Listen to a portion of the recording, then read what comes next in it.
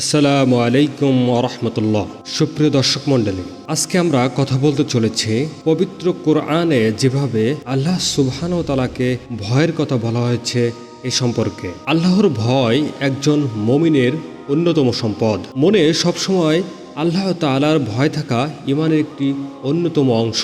মানুষ যখন আল্লাহ তাআলাকে ভয় করে এবং মনে এই বিশ্বাস রাখে যে তার সব কাজ আল্লাহ সুবহানাহু ওয়া তাআলা দেখছেন এবং আল্লাহর সামনে গিয়ে তাকে দাঁড়াতে হবে এবং সব কিছুর হিসাব দিতে হবে, তখন মানুষের পাপাচার কমে যায়। সুপ্রিয় দর্শক, একটি হাদিসে রাসূল সাল্লাল্লাহু আলাইহি ওয়াসাল্লাম বলেছেন, জাহান্নামের আগুন সেই চোখকে স্পর্শ করবে না আল্লাহর ভয়ে যাদের চোখ থেকে পানি ঝরে। আল্লাহ সুবহানাহু ওয়া তাআলা নিজেও পবিত্র কোরআনে মুমিনদের তাকে ভয় করার নির্দেশ দিয়েছেন।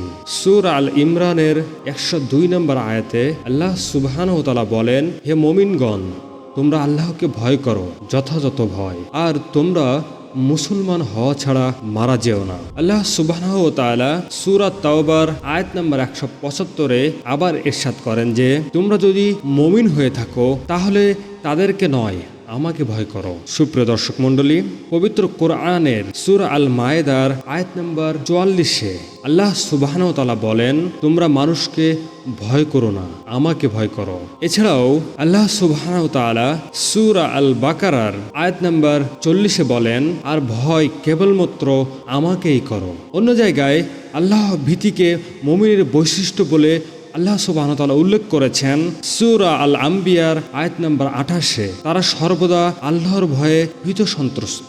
মহান রব্বুল আলামিন আরও বলেন সূরা আল আম্বিয়া আয়াত নম্বর 90-এ, তারা ভয় ও আশা নিয়ে আমাকে ডাকত এবং তারাই ছিল আমার কাছে বিনয়ী। যারা আক্ষরিক অর্থেই আল্লাহকে ভয় করে তাদের জন্য রয়েছে পুরস্কার।